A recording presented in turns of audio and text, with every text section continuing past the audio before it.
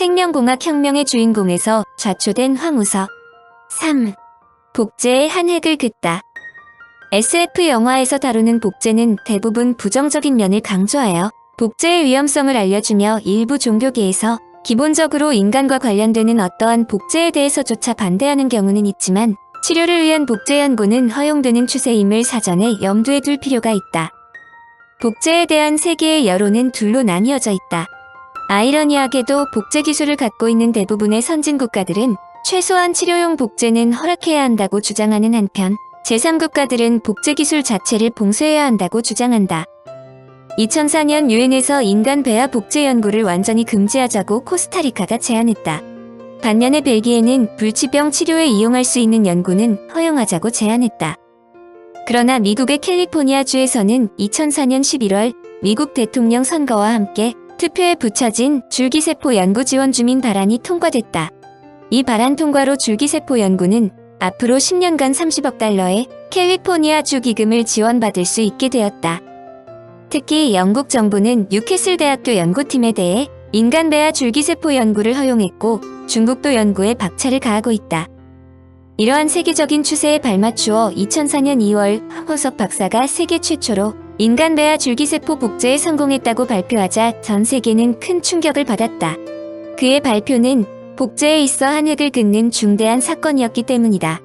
이 단어는 비교적 일반인들에게 생소한 전문 과학 용어가 나오므로 먼저 용어를 설명한다. 1. 줄기세포. 줄기세포란 신체 내에 있는 모든 세포나 조직을 만들어내는 기본적인 세포를 말하며 아직 분화가 결정되지 않은 미분화 세포다. 즉 난자와 정자가 수정돼 처음 생긴 수정란은 분열을 거듭하고 세포수가 많아지게 되는데 이 과정에서 어떤 세포가 다리가 되는지 뇌는 어떤 세포인지 등이 정해지지 않은 시기를 말한다. 이후 특정한 세포로 진행될 때 이를 분화라고 한다.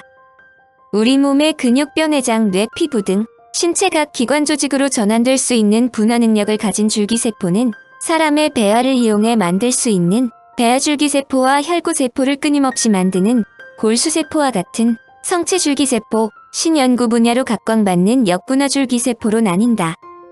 2. 배아줄기세포. 배아줄기세포에서 배아는 생식세포인 정자와 난자가 만나 결합된 수정란을 의미하며 일반적으로 수정된 후 조직과 기관으로 분화가 마무리되는 8주까지의 단계를 가리킨다.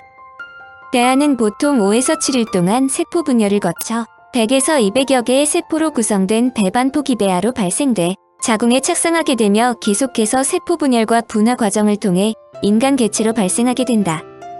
배아줄기세포는 착상 직전 배반포 기배아나 임신 8에서 12주 사이에 유산된 태아에서 추출한 줄기세포를 의미하는 것으로 인간으로 발생하는 세포이기 때문에 인체를 구성하는 모든 세포로 분화가 가능하다. 이 과정에서 줄기세포의 분화를 억제시켜 210여 개 장기로 발달할 수 있는 능력을 가진 원시세포를 유지시켜준 상태를 배아줄기세포주라고 한다. 3. 성체줄기세포. 성체줄기세포는 기본적으로 혈액을 구성하는 백혈구나 적혈구 세포처럼 정해진 방향으로만 분화하는 특성이 있는 줄기세포이다. 그런데 근래 학자들이 성체줄기세포에 주목하는 것은 뇌에서 채취한 신경줄기세포를 근육세포, 간세포, 심장세포로 전환할 수 있음이 알려지면서 성체줄기세포를 이용해 다양한 질병을 치료할 가능성이 제시되기 때문이다. 더욱이 성체줄기세포는 면역 거부 반응이 없다는 장점이 있다.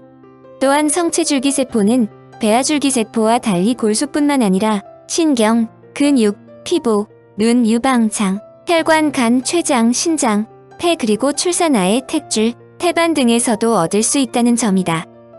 물론 성체줄기세포에도 약점은 있다. 성체줄기세포는 배아 단계부터 시작한 것이 아니기 때문에 세포 증식 능력이 약하고 분화의 방향이 정해져 있어 다른 조직의 세포로 분화시키기 어렵고 또한 환자 치료에 필요한 충분한 세포량을 만들어내는 데 제한이 따른다. 4. 역분화줄기세포. 역분화란 수정란이 분화의 줄기세포가 되고 이후 다양한 세포로 분화되는 것과는 반대로 다 자란 체세포에서 줄기세포를 만들어내는 것을 말한다. 즉 환자의 세포를 원하는 조직세포로 바로 변환시킬 수 있다. 이것은 환자 세포를 아예 줄기세포 단계로 역분화시켜 여기서 원하는 세포를 고를 수 있으므로 윤리 논란이 생길 수 있는 여지를 원천적으로 사라지게 할 수 있다. 앞에서 설명했지만 줄기세포란 신체 내에 있는 모든 조직을 만들어내는 기본적인 구성 요소로 뼈, 뇌, 근육, 피부 등 모든 신체 기관으로 전환할 수 있는 만능세포이다. 학자들이 줄기세포 연구에 집착하는 것은 줄기세포의 분화 과정을 조절할 수 있다면 손상된 신체의 줄기세포를 이식 원래 상태로 복원할 수 있기 때문이다. 쉽게 말하여 당뇨병 등 퇴행성 질환 환자들에게 줄기세포를 이식하면 당뇨병을 원천적으로 치료할 수 있다는 것이다. 세계를 놀라게 한 인간 매화 줄기세포 복제. 줄기세포를 만드는 방식은 크게 세 가지이다. 불임치료에 쓰고 남은 잉여 수정란을 이용하는 것, 골수나 탯줄혈에서 세포를 추출하는 성체 줄기세포 방식, 체세포 복제 방식 등이다. 잉여 수정란을 이용하여 줄기세포를 만드는 방식은 정자와 난자가 만난 수정란을 다시 분화시키는 것이다. 불임치료 후 냉동 보관됐던 수정란을 다시 해동하여 이를 분화시킨 뒤 실험실 조작으로 배아줄기세포를 배양하는 것이다. 이를 통해 나오는 세포는 체세포 복제 배아줄기세포처럼 무한대로 증식이 가능하다. 하지만 환자의 세포가 아니라 타인의 세포이기 때문에 환자에게 이식할 때 면역 거부 반응이 생길 수 있다. 성체줄기세포를 이용하는 방법은 상당히 오래전부터 알려진 것이다. 현재 TV나 영화에서 자주 등장하는 질병인 백혈병을 치료하는 데 사용되는 골수이식이라는 방법이 바로 성체줄기세포를 이용하는 것이다. 이 기술은 1956년 미국의 내과의사 도널 토머스가 생체에 골수를 주사하면 골수가 새로운 혈구를 생산한다는 사실을 밝힌 것으로 그는 1990년 노벨 생리의학상을 수상했다. 체세포 복제 방식은 황 박사가 세계를 놀라게 한 것으로 일명 환자 맞춤형 줄기세포라고도 불린다. 제공된 난자의 핵을 제거한 뒤 환자의 핵을 넣어서 복제를 한다.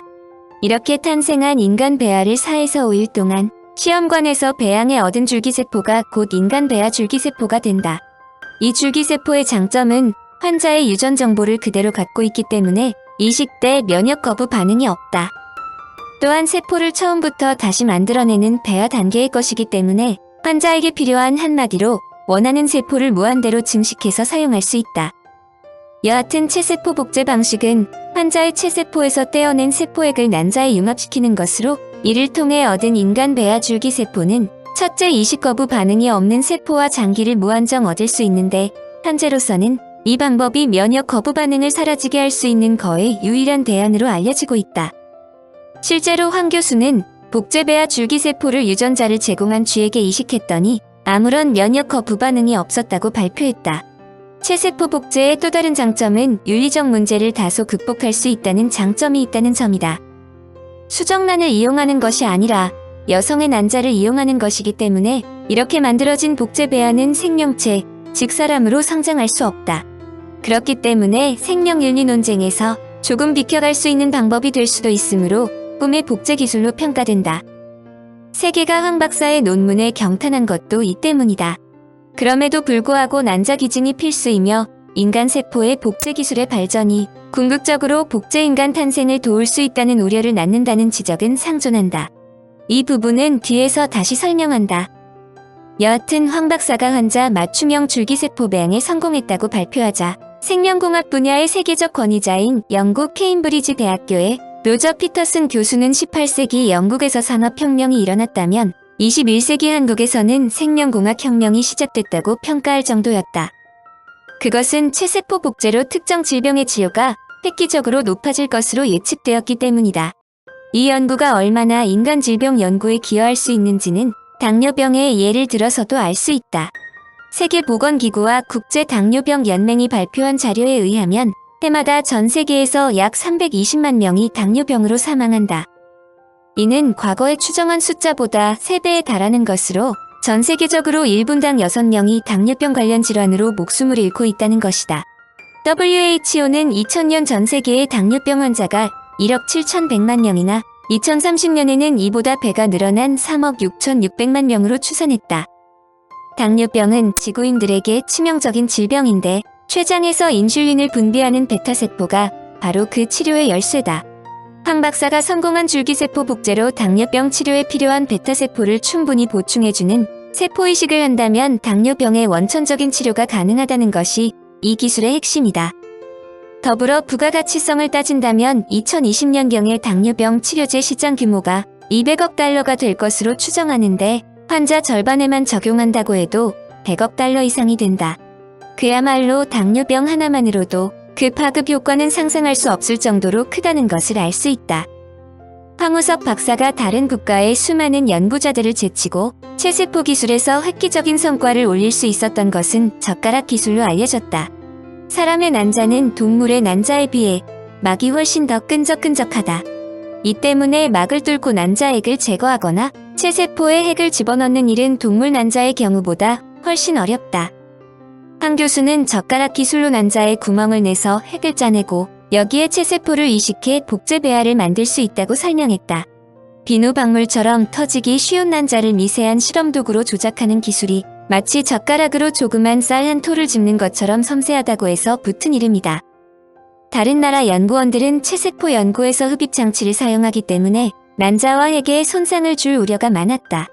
그러나 한국인 연구원들은 평소에 사용하는 젓가락 기술로 세포의 핵을 포도알처럼 눌러 짜내는 스퀴징 방법을 사용함으로써 효율을 한층 높였다는 설명이다.